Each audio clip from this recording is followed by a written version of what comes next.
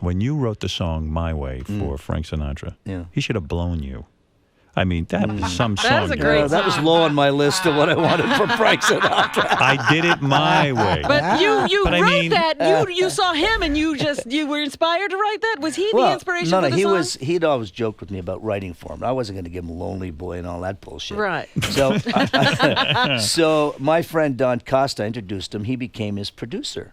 So we were down in Miami. He's doing a movie. He calls me up. He says, "Kid, come on, have dinner." I go and have dinner with him. This is like 1967.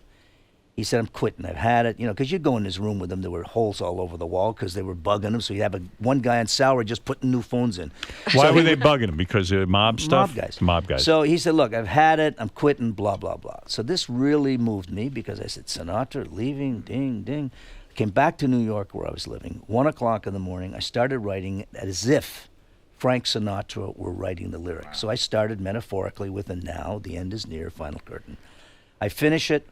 I called him How up. long does that take you to finish? 5 hours. 5 hours you wrote the entire song My Way? Yeah. Music came first or the lyrics? Well, I had the music. It was a French melody. I which see. I changed the whole vibe to it, Right. recreated the song. And you said, hey. I fly out to Vegas. I give him the demo record. I said, "Frank, here for your last album." He listened to it. I knew they liked it. 2 months later, I get a call. He's in a studio, puts the phone up, says, "Kid, listen to this." And they play me My Way for the first time. I started crying. 'Cause it was kind of a turning point, you know, for me as a writer, growing up. You bet. All of that. So I had no regrets about giving it away because he was the only guy to do it. You How know, old were you when you wrote that?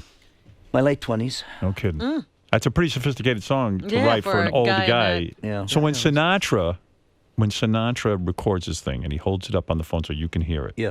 you start to cry. You're like, oh my God, this is great. Yeah. Do you know right away this is going to be not only a hit, but a become signature. You Right. know it's special. Howard, none of us in the business, you know, there's those few times when you really sense a smash. Right. You know, You know it. you know it, but there's a lot of times where you do something professionally and you just don't know it. But that was one of the times where I knew it was something How special. long before you wrote that thing, it all of a sudden now is a song on the radio? It's pretty instantaneous, right? Probably about 2-3 months later. Yeah. 2-3 months later, and then it becomes like a #1 song. Yeah, and he decides not to retire anymore. Right. So then I wrote the second song, "Let Me Try Again." Let me try again.